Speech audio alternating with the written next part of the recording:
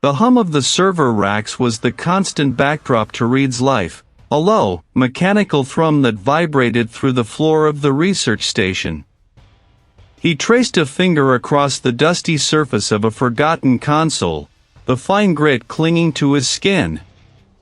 Another Tuesday, another stack of data sheets to collate, another day spent in the sterile glow of fluorescent lights.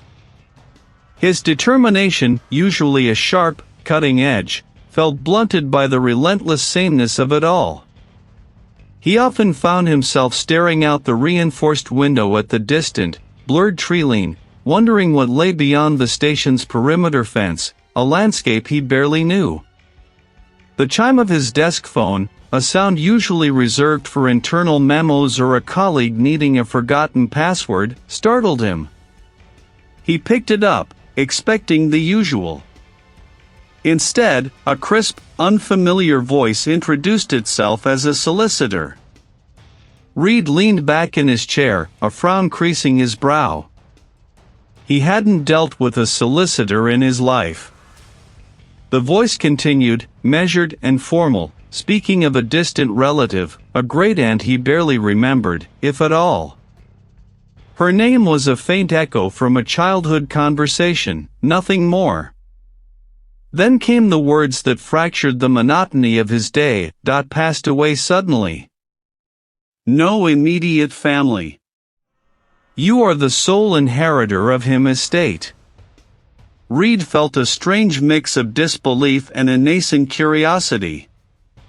An estate? What estate? He lived a quiet life, his circle small, his possessions few. The solicitor explained further, detailing an isolated property, a cabin deep within an unnamed stretch of forest. The words ancient, secluded, and forgotten painted a picture that was both intriguing and vaguely unsettling.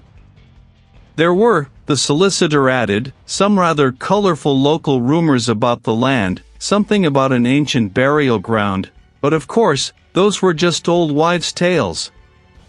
Reid listened, his mind trying to reconcile the stark reality of his current surroundings with the sudden, improbable gift of a hidden cabin.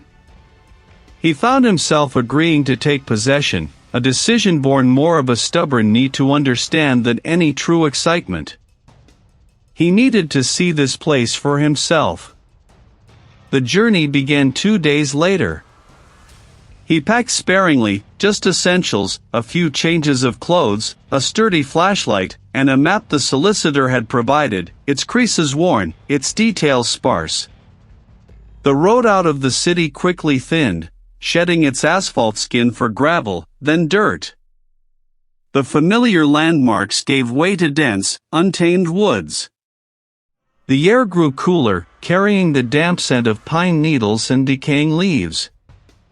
The steady drone of his car engine became the only sound, a fragile barrier against the encroaching silence of the forest. He watched the odometer tick over, each mile taking him further from the structured order of the research station, deeper into a wilder, older world. The sun, once a bright disk, was now a pale, watery orb struggling to pierce the thick canopy overhead. Shadows stretched long and distorted, giving the trees a gaunt, skeletal appearance. Reid felt a subtle shift in the atmosphere, a weight pressing down, not of air, but of something less tangible. His hands tightened on the steering wheel. This was more isolated than he'd imagined. The solicitor's vague warnings about local rumors now felt less like a quaint anecdote and more like a premonition. Finally, the track opened onto a small, overgrown clearing. And there it was. The cabin. A thin, gray chimney rose crookedly into the sky, suggesting past fires, past lives. No smoke, of course. No sound. Wild vines, thick as a man's arm, snaked across the porch, pulling at the eaves, threatening to reclaim the structure entirely. He killed the engine. The sudden absence of noise was jarring. The air, thick with the smell of damp earth and something indefinable, old wood, stagnant water, a faint, metallic tang, pressed in on him. He stepped out of the car, the crunch of dead leaves under his boots unnaturally loud. As he approached the porch, the wooden steps groaned. Under his weight, a long, drawn-out sigh. The front door, a heavy slab of pitted oak, was warped, its paint long peeled away. He pushed it open, and it scraped inward with a sound like a tortured throat. The interior was a cavern of gloom, the faint light from the doorway barely penetrating the thick dust and cobwebs. Dust motes danced in the pale cone of light. In the center of the main room, beneath what must have been a hearth, was a small, crudely carved wooden box, half buried in the soot and ash. It looked out of place, deliberate. The cabin, he realized, wasn't just isolated. It felt like it was holding its breath. The journey inland was a blur of increasingly dense foliage, the asphalt ribbon narrowing into a gravel track, then finally dissolving into a pair of muddy ruts swallowed by encroaching undergrowth. Reid's sedan, more accustomed to paved suburban streets, groaned in protest, its undercarriage scraping over unseen roots.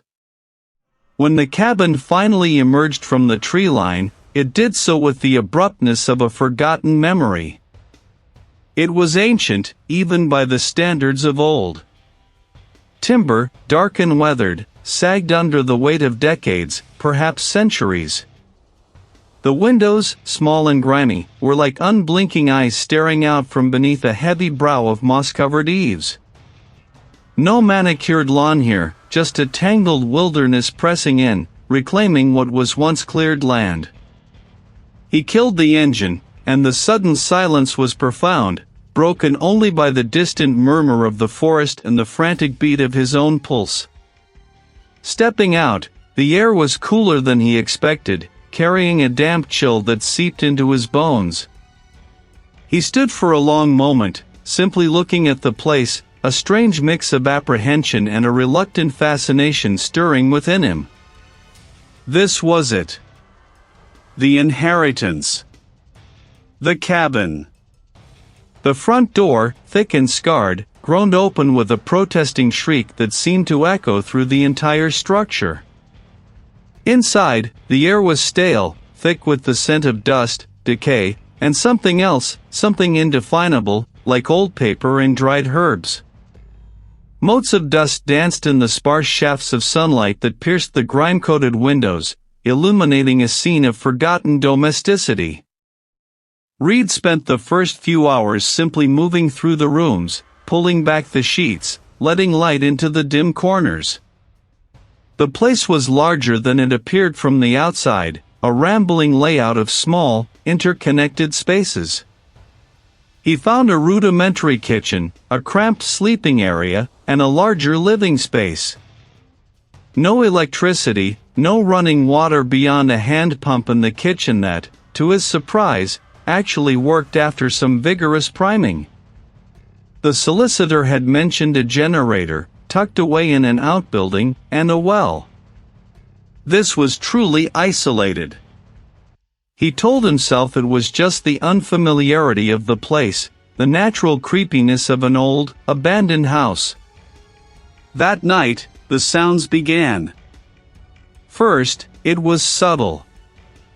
A soft thump from the floor above him, or perhaps from the attic space he hadn't yet explored. He froze, listening. Nothing. Just the wind sighing through the gaps in the cabin's ancient timbers, a mournful, drawn-out sound. He dismissed it as the house settling. Old wood, old nails, old foundations. It made sense. Later, as he tried to read by the glow of a battery-powered lantern, a flicker of movement caught his eye. He snapped his head up, scanning the room. He blinked, rubbing his tired eyes. The long drive, the unsettling atmosphere, it was playing tricks on him. He was just imagining things. He shifted, pulling his blanket tighter. The next morning, the unease deepened. He'd left his travel mug on the small, rickety table beside the cot. He remembered placing it there, deliberately, next to his book. But when he woke, the mug was on the floor, tucked beneath the table, as if someone had nudged it with their foot. He stared at it, a knot tightening in his stomach. He hadn't touched it in the night. He was certain. He'd woken up once, in the dead of night, to the sound of something scratching, faint but persistent, from within the walls. He'd convinced himself it was just a mouse, or some other forest creature. But the mug. That was different. He picked it up, examining it, as if expecting to find some explanation etched into its ceramic surface. There was none. It was the only logical explanation. He spent the day trying to organize the cabin, trying to impose order on the chaos of abandonment. He cleaned, he swept, he aired out the musty rooms. In the main living area, behind a heavy, dust-caked armoire that he struggled to drag away from the wall, he found it. Not a hidden compartment, nor a loose floorboard, but a small, wooden box, intricately carved with symbols he didn't recognize. It was tucked into a recess, almost as if someone had tried to hide it, then forgotten it. His fingers traced the raised patterns, intertwining vines, strange, almost predatory birds, and a central motif that resembled an eye, but one that was elongated, almost distorted. The wood felt impossibly old, smooth and worn in places, rough in others. He felt a sudden, inexplicable tremor in his hands. Inside, nestled on a bed of faded velvet, lay a small, leather-bound journal.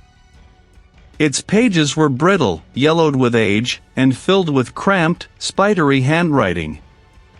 The ink had faded to a sepia tone, almost illegible in places.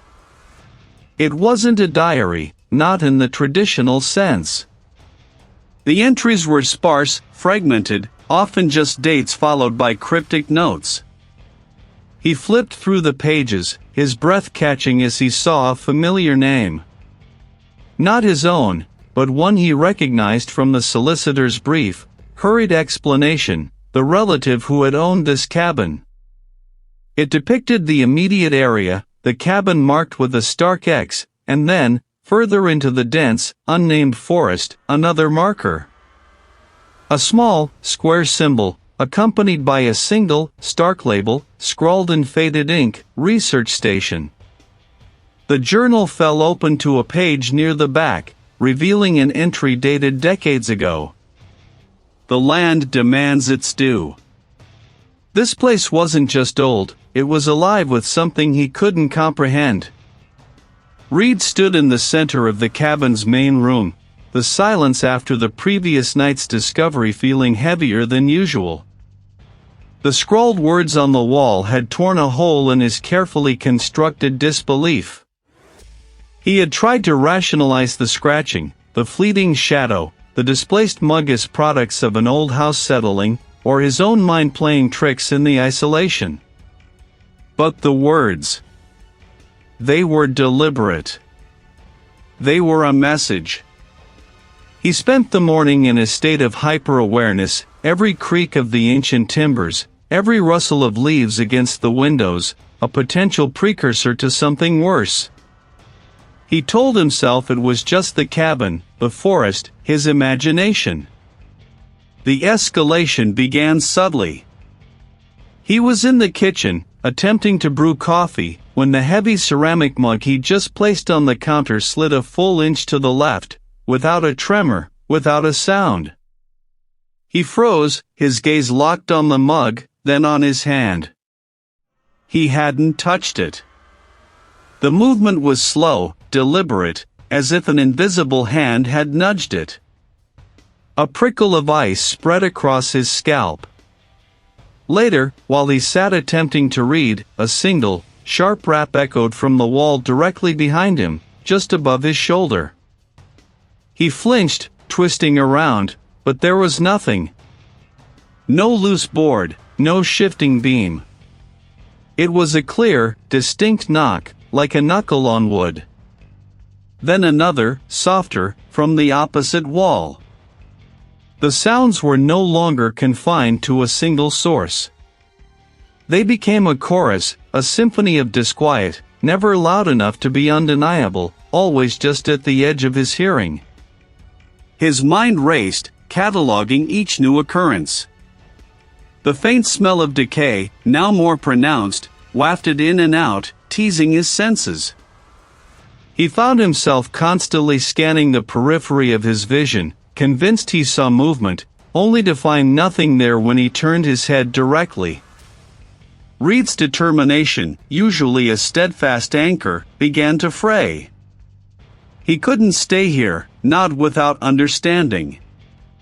The nearest town was a cluster of weathered buildings clinging to the edge of the forgotten forest, a place where time seemed to have paused decades ago.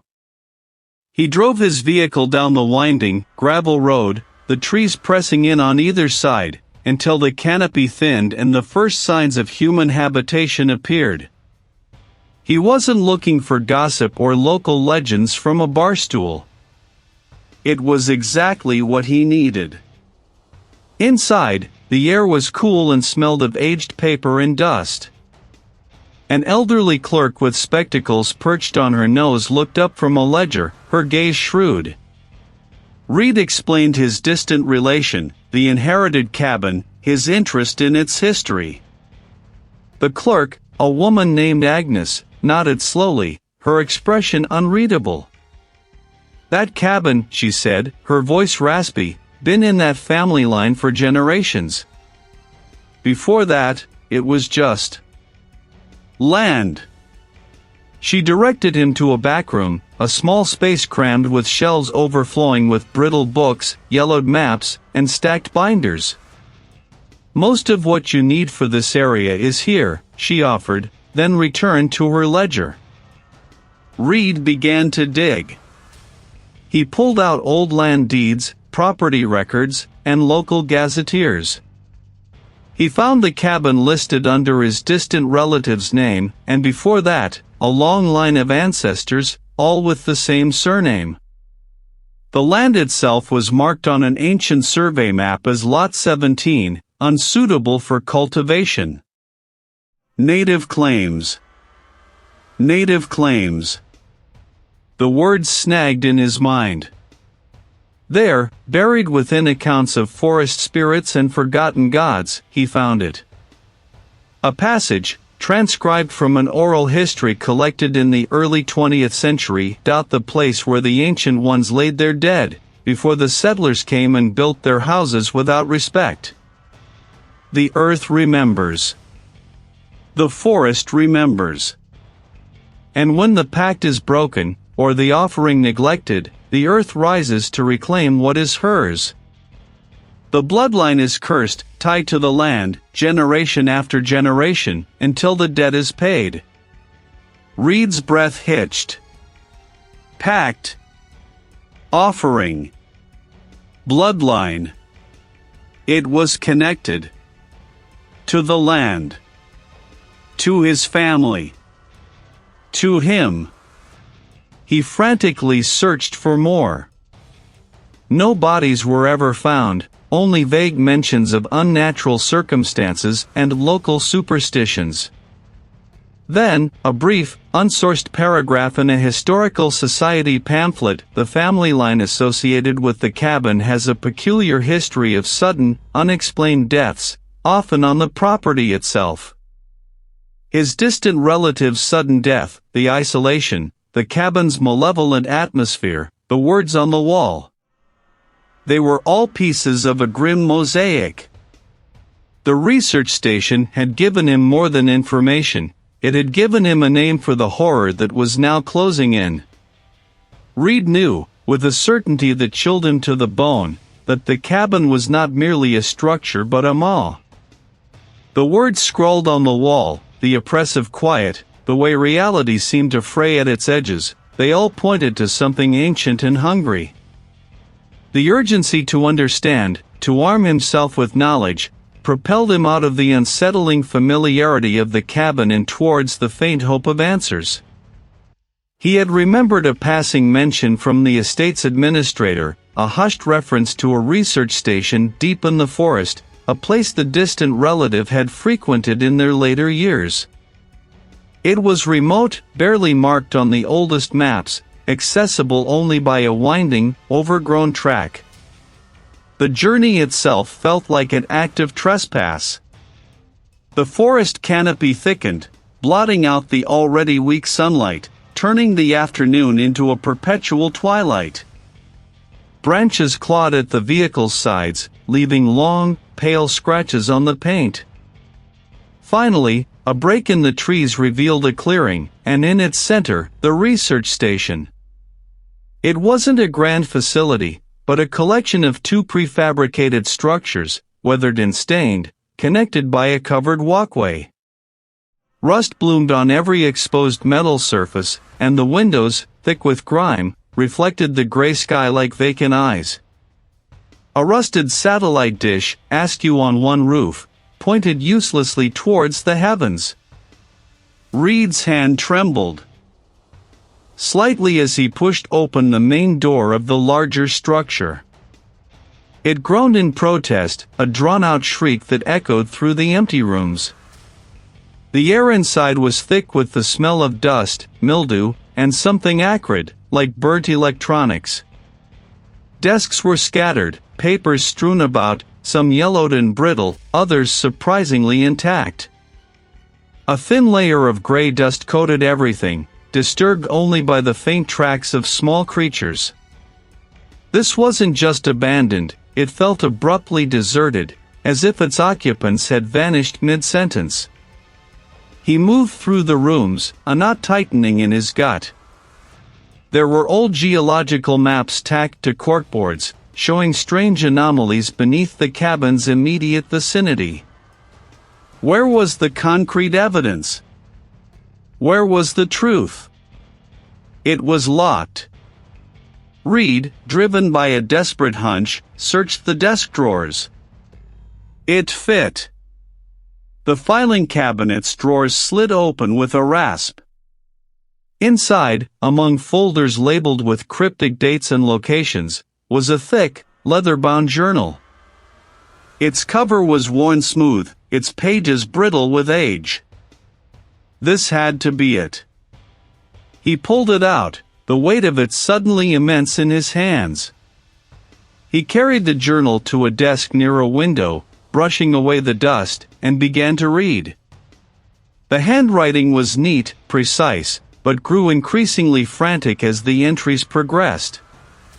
The early pages detailed geological surveys, strange energy readings emanating from the land beneath the cabin. Then, the tone shifted. August 14th. The readings are off the charts. Not seismic, not magnetic.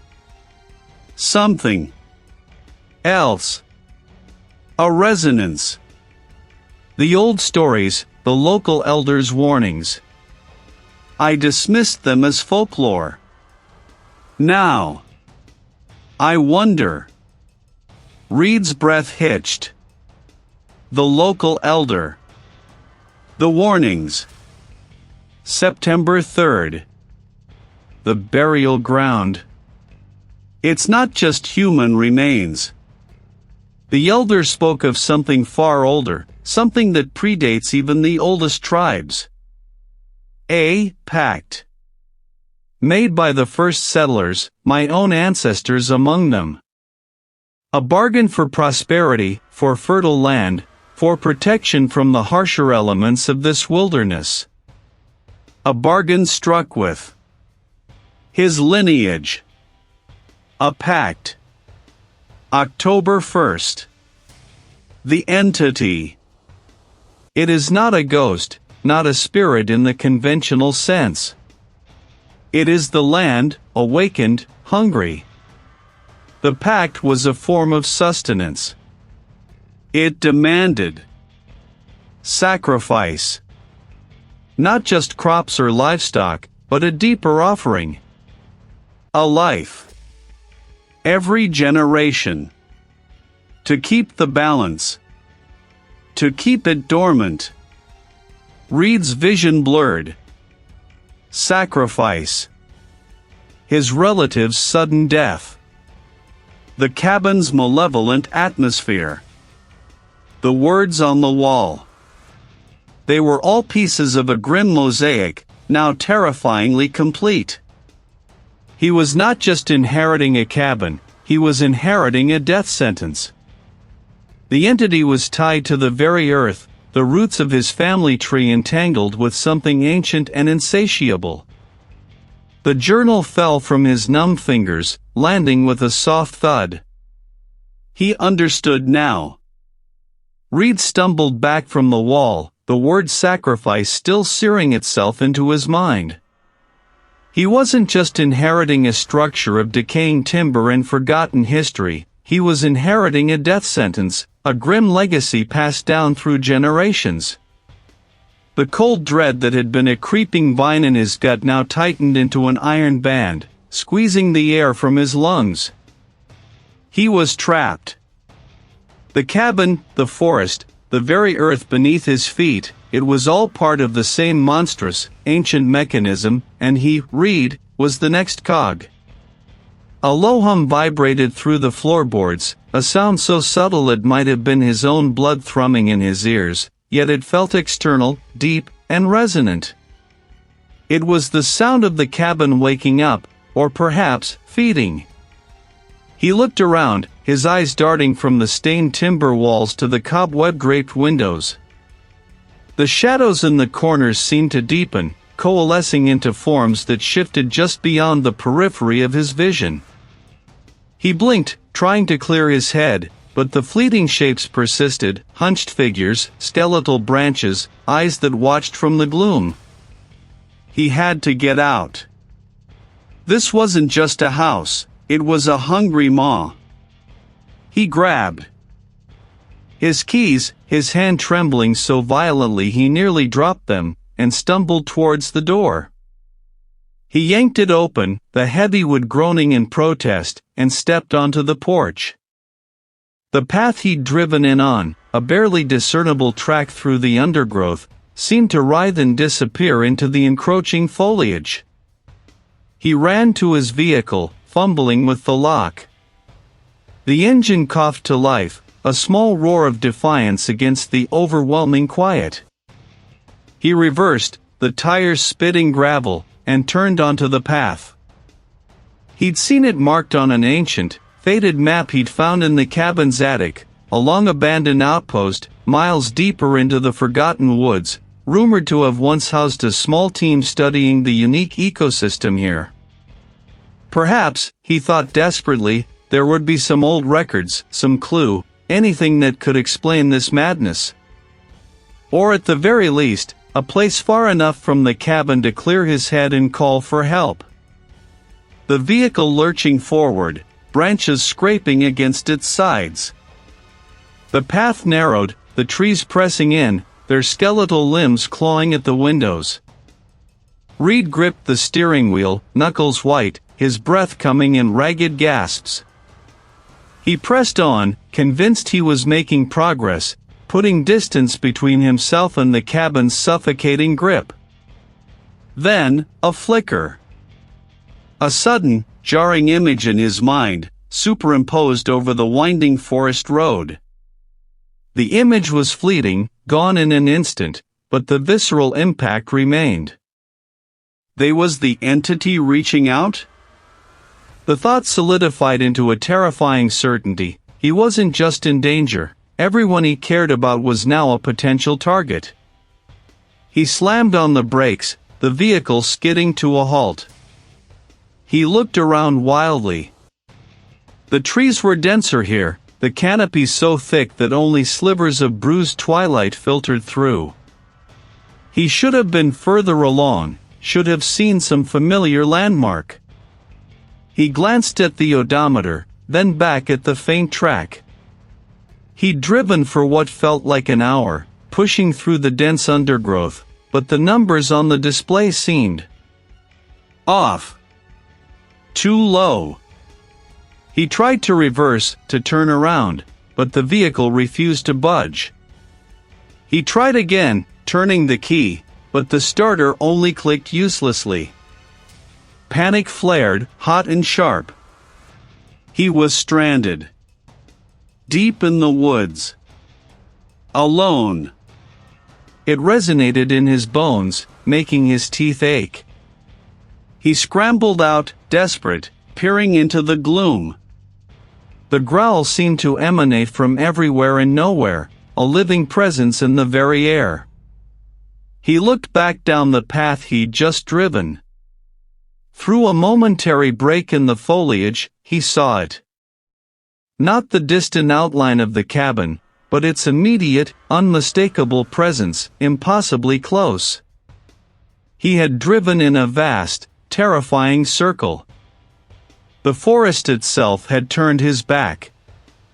The metallic, sweet smell was stronger now, cloying, filling his lungs.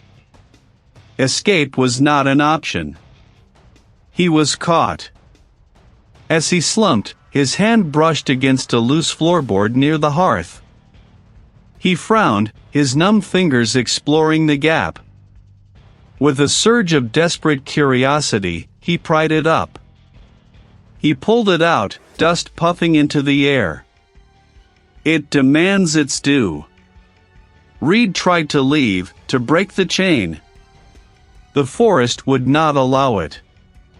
It brought me back, always back. The lineage is bound. The sacrifice must be made. One cannot escape what is in their blood.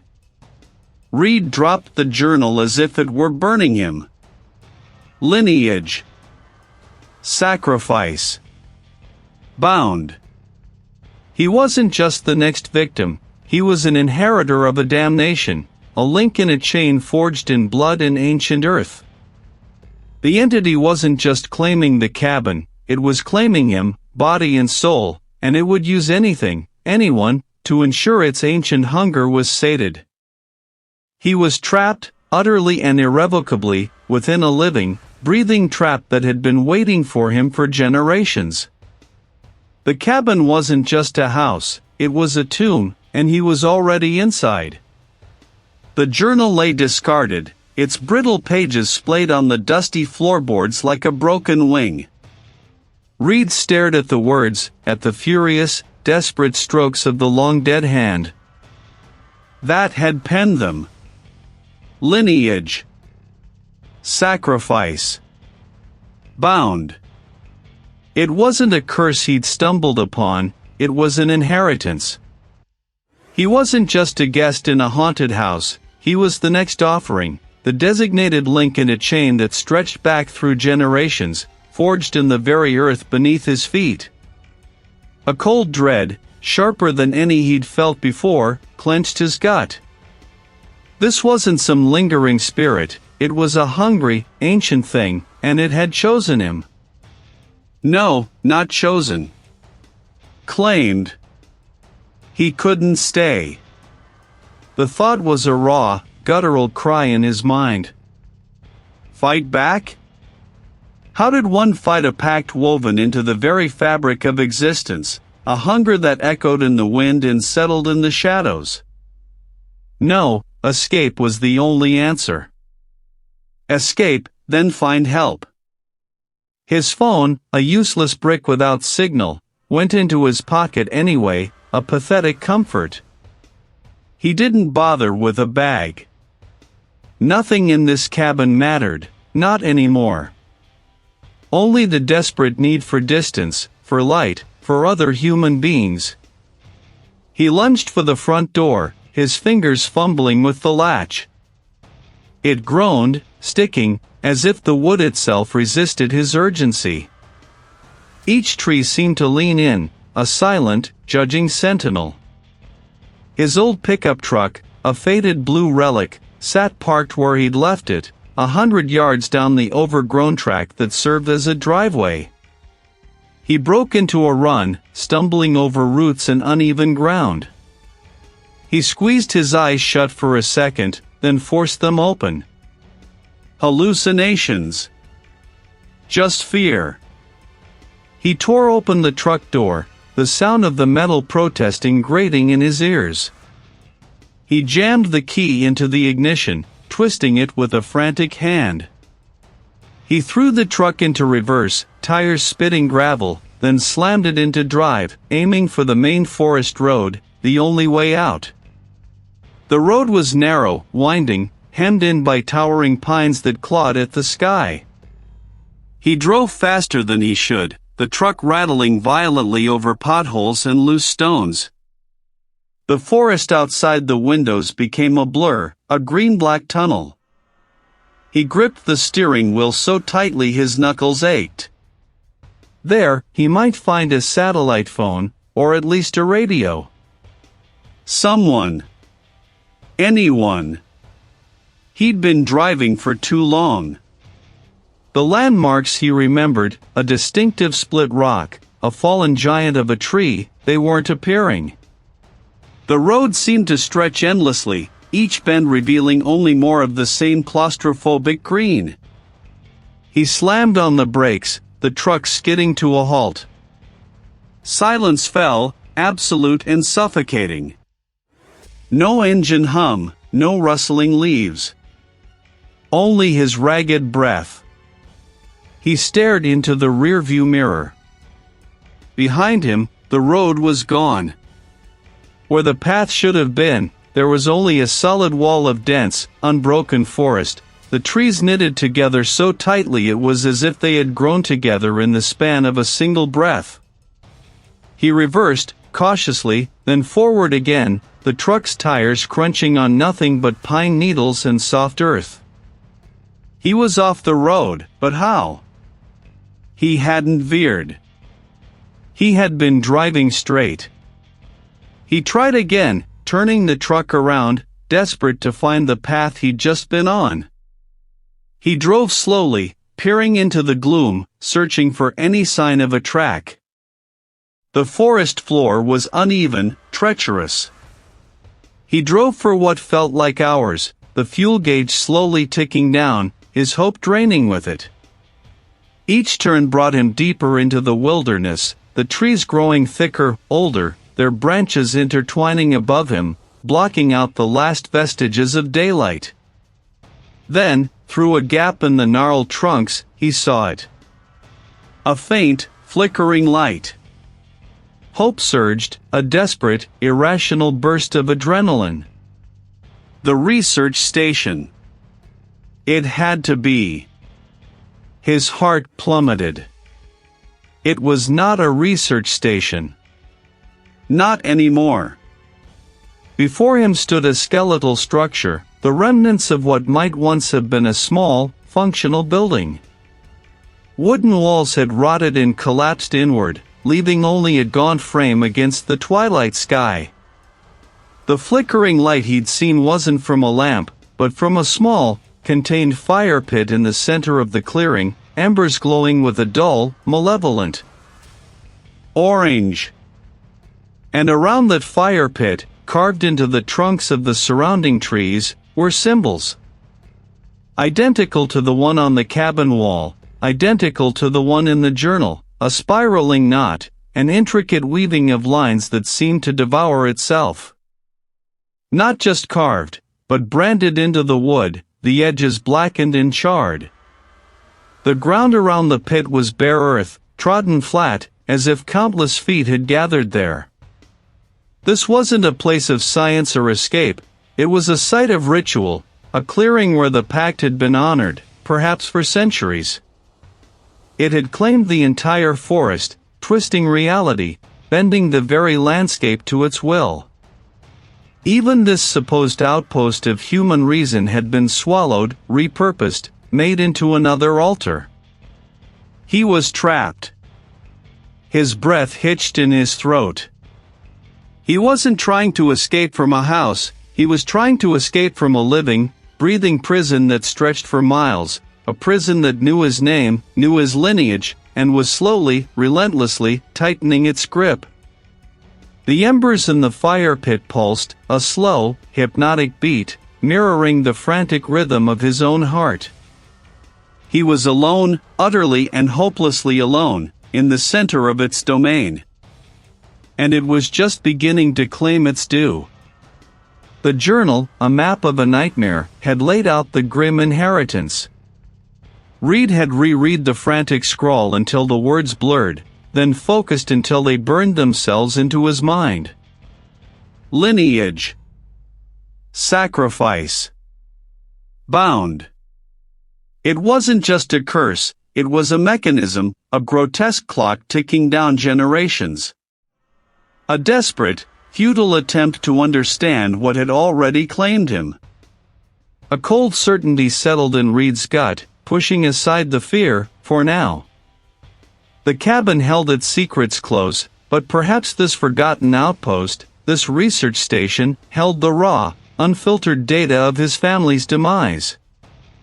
The drive was a blur of gravel and dense, encroaching forest.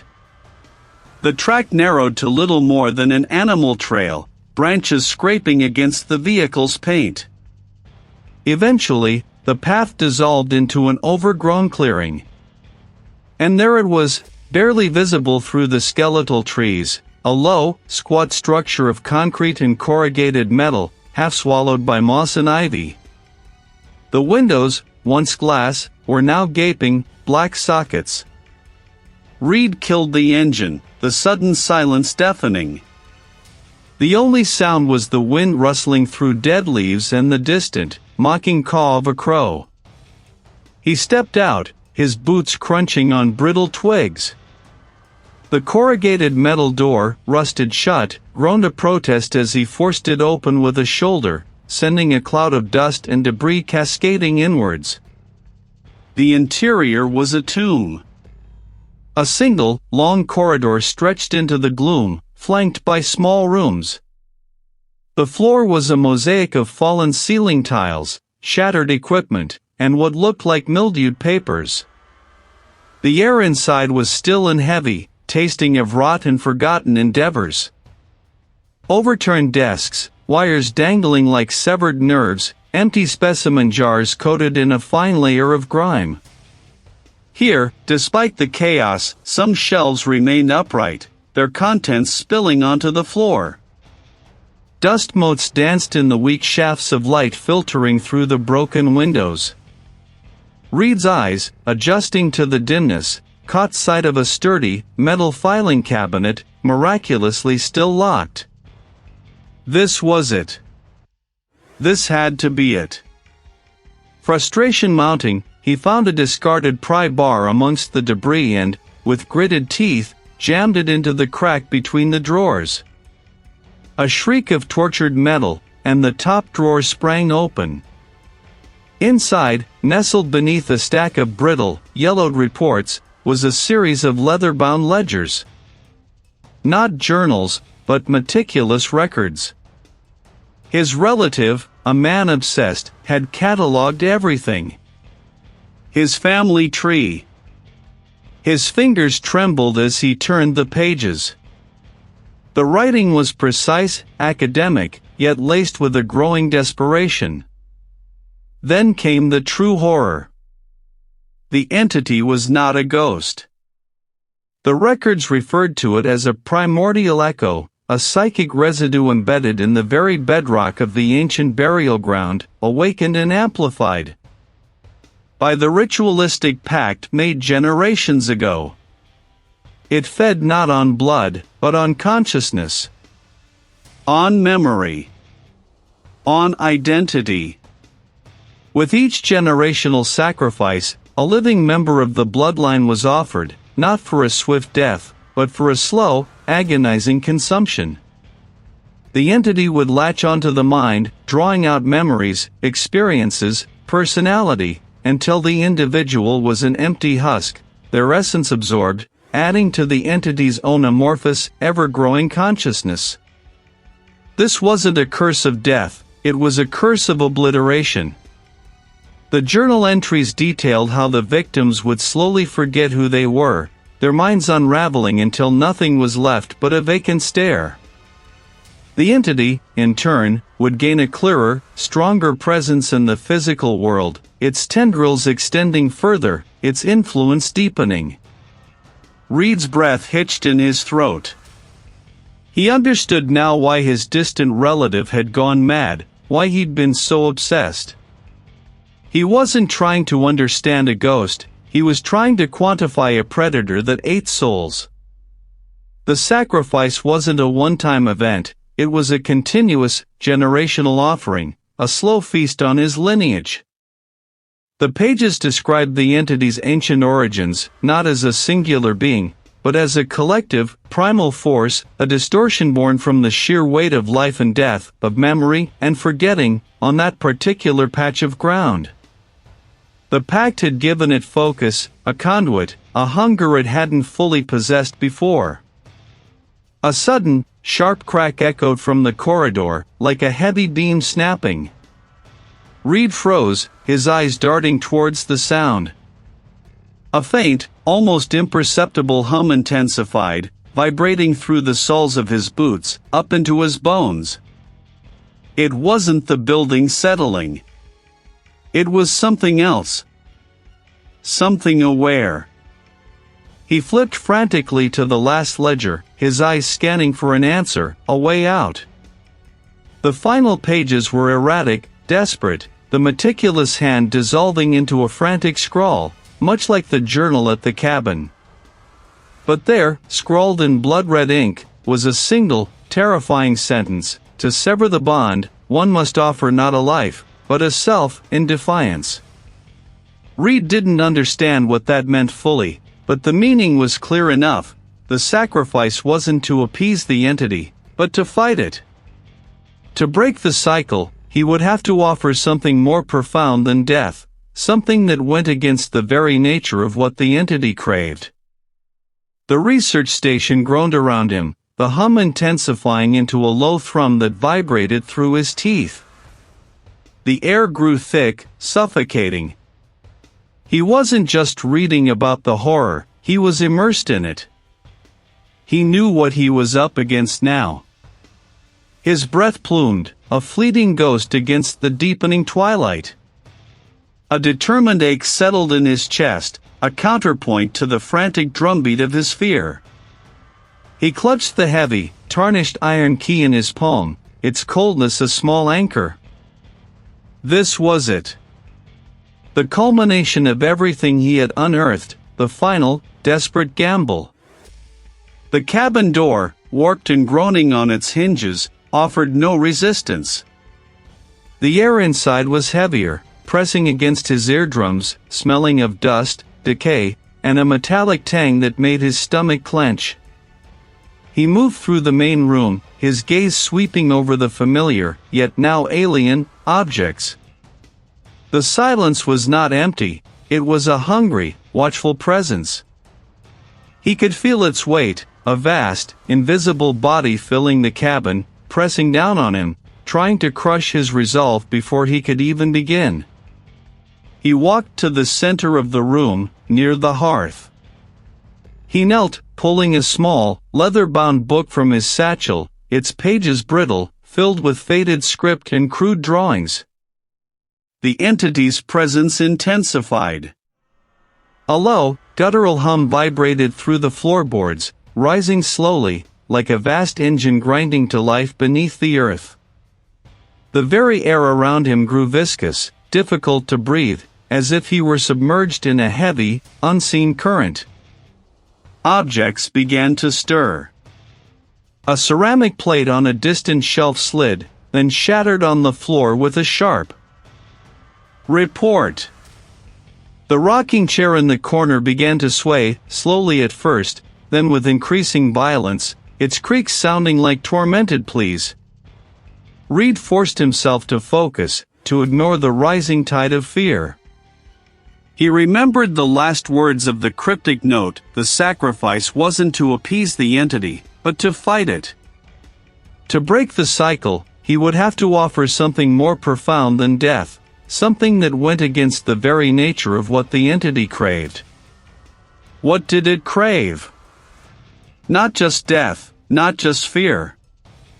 It craved the distortion, the corrosion of truth, the perpetuation of the lie.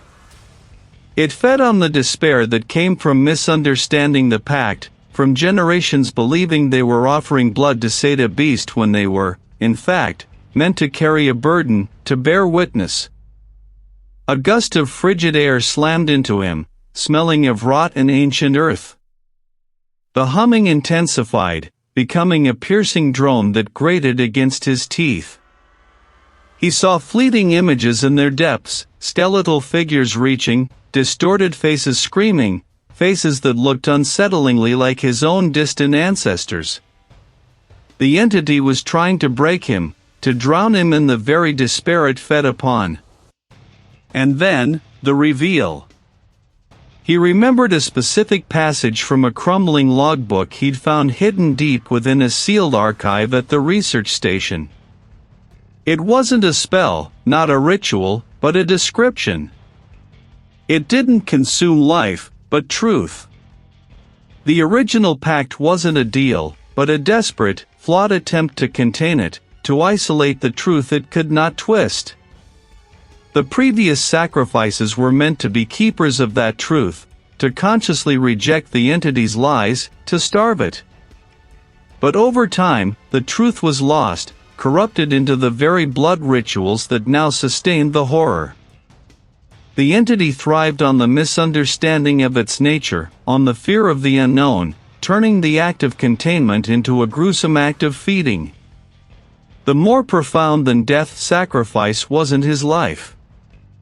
It was the willing surrender of the illusion, the rejection of the fear that had been cultivated for generations, the conscious act of reclaiming the truth and severing the entity's hold on the lineage. He had to see it for what it was, not what it wanted him to believe. Reid's hand trembled as he opened the old book. He didn't read aloud. Instead, he fixed his gaze on a specific symbol, a complex knot of lines that represented both containment and clarity. He offered not his blood, but his understanding. He would not fear the pact, he would undo it by refusing to participate in its corrupted form. The cabin roared. The humming reached a crescendo that felt like his skull was splitting. He felt icy tendrils wrap around his limbs, not physical, but a crushing psychological force, attempting to paralyze him with despair.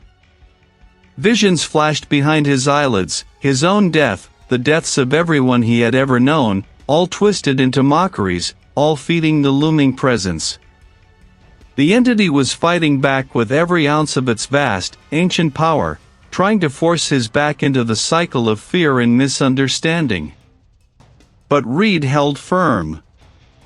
He focused on the symbol, on the truth. He felt a searing pain, not physical, but deep within his mind, as if something ancient and parasitic was being ripped from his very consciousness. He screamed, a raw, guttural sound that was immediately swallowed by the entity's furious shriek, a sound that tore through the fabric of the cabin itself. The walls groaned, timbers splintered, and the very air vibrated with a malevolent, dying rage. He was tearing away its sustenance, piece by agonizing piece. The cabin shuddered violently, threatening to collapse around him. The battle was not over, but something fundamental had just been irrevocably broken. Reid lay sprawled on the grimy floorboards, a fine layer of dust coating his tongue. The silence was absolute, a heavy, suffocating blanket after the cacophony that had raged not just around him, but within him. His ears rang with an echo of a scream. That might have been his own, or something far older, far more profound. Every muscle in his body thrummed with a deep, bone-weary ache. He tasted iron and dirt. Slowly, agonizingly, he pushed himself up. His limbs felt alien, heavy as lead. The cabin, once a vortex of twisting shadows and oppressive dread, now felt hollow. The air, thick moments ago with the stench of mildew and something metallic, was now crisp, almost sterile. Sunlight, filtered through the grimy panes of the boarded-up windows, cut dusty shafts through the room, illuminating nothing but stillness. It was just a cabin, abandoned and old, scarred by time. But the scars within him were fresh. He reached a trembling hand to his temple, finding no physical wound, yet the throbbing behind his eyes was immense, a dull, constant percussion. The confrontation hadn't been a struggle of flesh and blood, not in the way he'd braced for. It had been a battle for perception, for truth. He had seen it, then. The lie.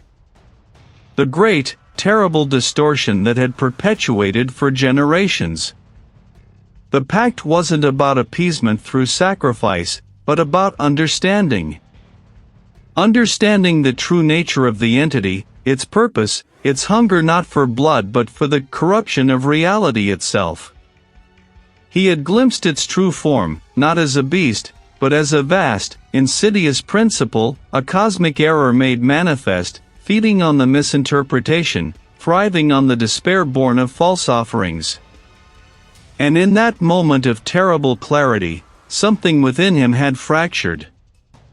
A piece of his mind, perhaps his very perception of what was real and what was merely perceived, had been burned away, sacrificed not to sate the entity, but to starve it of its preferred sustenance.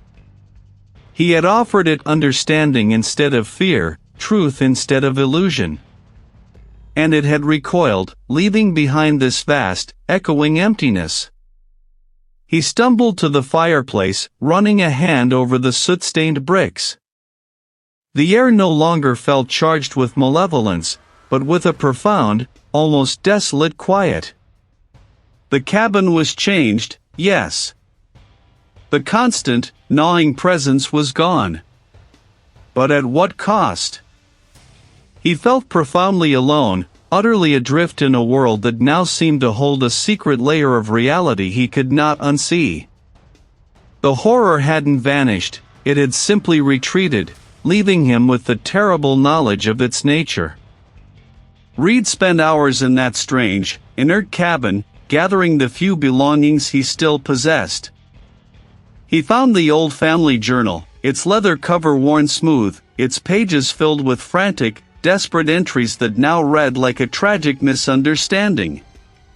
He saw the patterns, the recurring themes of fear and blood, all stemming from the foundational misinterpretation of the pact. They had fed it unwittingly, not with life, but with the very despair of their ignorance. The drive away from the cabin was a blur.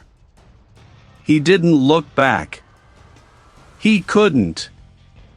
The cabin was a mausoleum now, not of bodies, but of a lie. He drove until the sun began its descent, painting the sky in bruised purples and oranges. He needed a place where he could think, where he could process without the suffocating weight of the cabin's history. His destination was a small, isolated research station, tucked away in a clearing miles from any major road. It was a place he'd learned about through his own investigations, a private, almost forgotten facility where a distant relative, a scholar of obscure folklore, had once conducted studies on regional anomalies before his own mysterious disappearance. The station had been locked up, forgotten, but Reid had found a key hidden in his inherited papers. The research station was a low-slung, utilitarian structure of concrete and corrugated metal, stark against the encroaching forest. Inside, it smelled of stale air, old paper, and something faintly metallic. Rows of dusty shelves lined the walls, crammed with books, maps, and binders filled with meticulous, handwritten notes. A single, bare bulb hung from the ceiling, casting a harsh, unforgiving light on a cluttered workbench. He dropped his bag onto a worn armchair, the springs groaning in protest. He felt like a ghost haunting a forgotten library. His mind, though relieved of the immediate, crushing pressure of the entity, was now a fractured landscape of newly acquired, terrifying truths. The cost was clear: his innocence, his peace of mind, his very perception of a stable reality. He had survived, yes. He was free of the cabin, but the horror had merely changed its form, now residing not in a place, but in the very core of his understanding. And the question lingered, a cold whisper in the vast quiet of the research station: was it truly gone, or merely waiting for the next generation to forget the truth he had so painfully uncovered? His ears rang with an echo of a scream that might have been his own, or something far, far older. He tasted grit, old wood, and something metallic, though there was no cut, no blood he could discern in the dim, dusty light. His muscles ached with a deep, bone-weary exhaustion, as if he had been fighting for centuries. Slowly, carefully, he pushed himself up, his limbs protesting with a chorus of groans and cracks. The cabin was still. Terribly, profoundly still. The air, which moments ago had thrummed with unseen malevolence, now felt merely stale and cold. The flickering shadows cast by the weak afternoon light filtering through the grimy window panes seemed benign, no longer twisting into monstrous shapes. He scanned the room, his eyes tracing the familiar scars on the walls, the splintered planks, the overturned furniture. The cabin seemed empty. Had it worked? Had the ritual, the confrontation, the desperate gamble, truly driven it back? He found his backpack, surprisingly intact, near the entrance. He didn't bother with anything else. He needed to leave. Stepping out, the forest air hit him like a physical blow. It was crisp, clean, carrying the scent of pine needles and damp soil.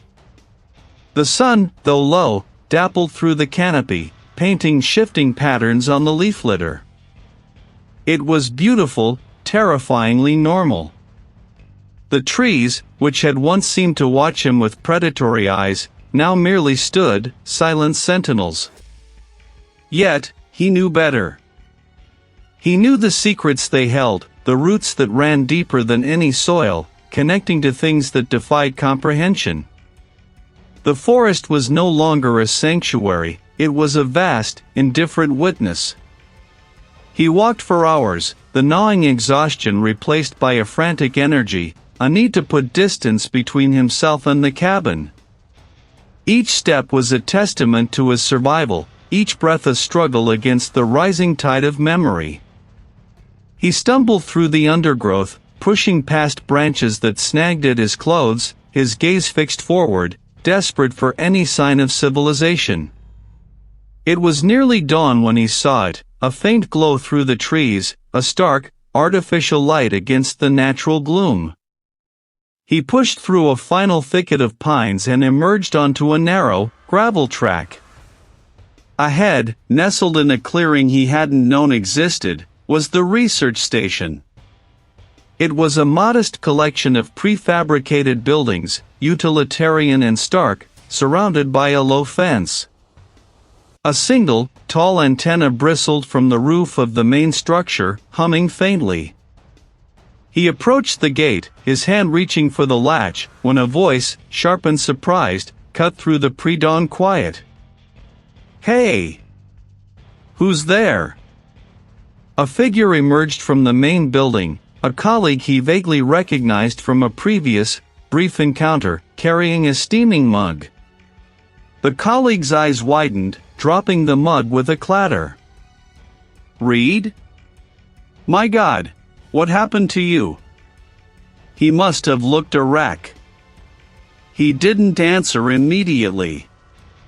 He just stared at the colleague, his mind grappling with the sudden reintroduction to the mundane world.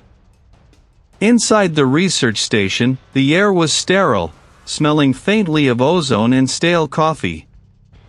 He sat across from a lead investigator, a woman with sharp, intelligent eyes, who listened with an unnerving calm as Reid recounted fragments of his ordeal. He spoke of the cabin, the sounds, the twisting reality, the pact, the lineage. He omitted the parts that would sound like madness, focusing on the sensory, the undeniable changes to the physical space. The investigator nodded slowly, occasionally making notes. "We've had disturbances."